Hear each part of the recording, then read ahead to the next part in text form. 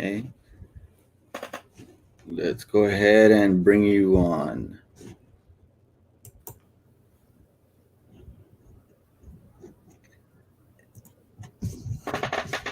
Hello, Stephanie. Can you hear me? Hello. Yes. Ah, how you doing today? Good. How are you? Good, good. Well, we wanted to have you on, and we wanted to interview you because we saw just recently you did organize the vigil for Victoria, and we want to kind of to get to know you a little bit and see, the person behind the event. It's pretty amazing what sometimes citizens can do, and we applaud that, especially coming from the citizens, and especially something that benefits the community and brings awareness to certain things in our community. And we really appreciate the event you put on. So I mean, I don't know if you want to tell us a little bit about yourself. Yeah. Well, first of all, thank you for having me. I'm Stephanie Ruiz. I'm 22 years old. I'm a recent Texas Tech graduate.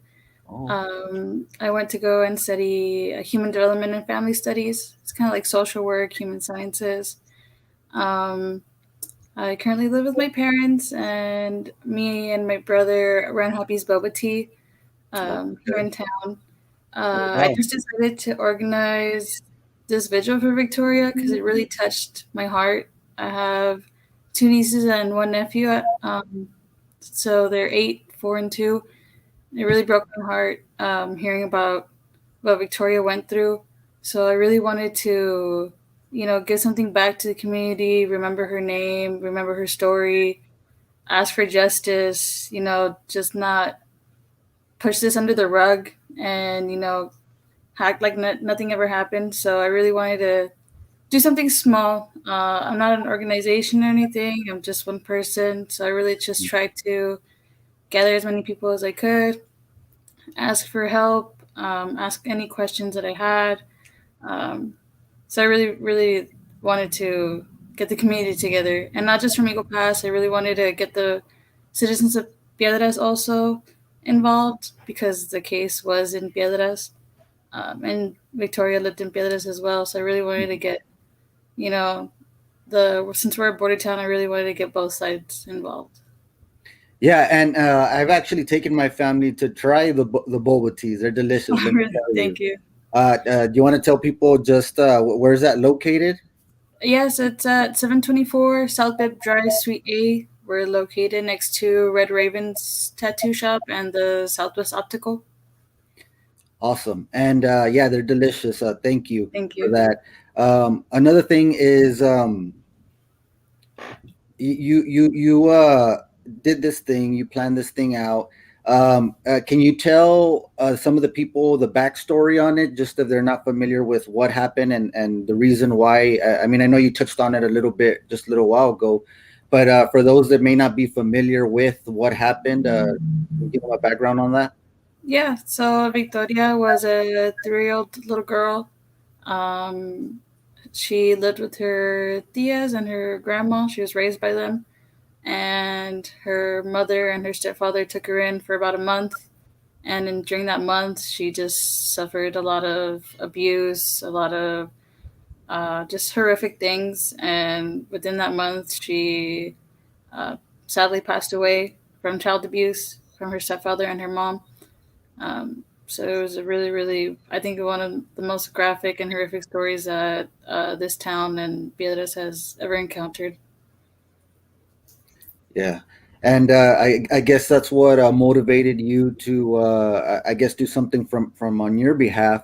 And we weren't able to make it that day. I do apologize. We would have liked to. No. But can you describe some of the people that worked with you or that did any, that assisted you along the way that helped you put on this vigil for Victoria? Yeah. So first and foremost, my mom helped me out a lot.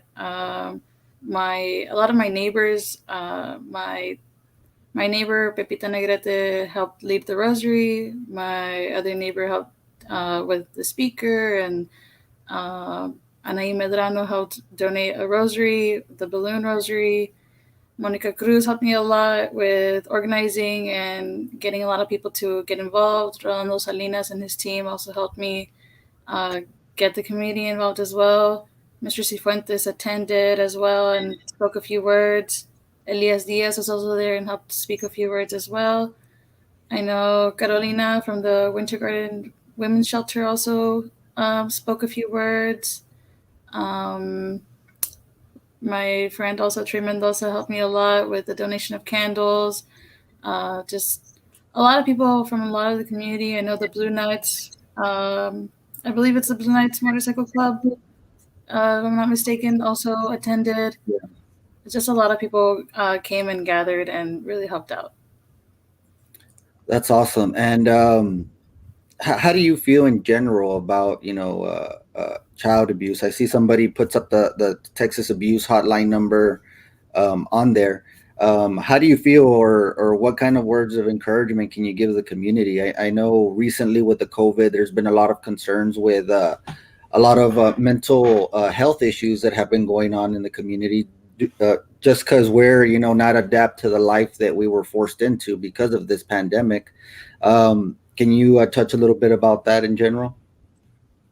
Yeah, so, if you see something that's wrong, don't be afraid to speak up and report it. I know with COVID, it's a lot tougher because kids aren't going to school in person, so sometimes it's a little harder, but check up on people, like check up on your neighbors, check up on your friends, check up on people that you might be worried about. There's always resources around to, report, and it's anonymous. No child should ever go through anything violent. No person should ever go through anything violent. And it shouldn't hurt to be a kid. The experience of being a child should not be one that is sad and one that hurts. Absolutely, absolutely. Well, we won't hold you up anymore. We really appreciate your time. The Texas Abuse Hotline, somebody did comment on there. It's 1-800-252 5400. If anybody needs to call, the number is there. There's a lot of resources like Stephanie just mentioned as well, locally, state and statewide as well. But we really want to thank you for, I know we were supposed to be interviewing you at 12. So No, that was my fault. We're running a little late. We got caught up in something, but I really appreciate it. And thank you for what you did for the community. And we hope to see you, organizing more things, because I do feel that when you have organizing starting from the people and the community, I think that's what kind of brings everybody together and pushes more type of the efforts and encourages other people also to get involved, and that's what we really like to see here. So we wanted to bring you on. Thank you for accepting the interview, and you have a great day. Thank you so much for having me. Thank you.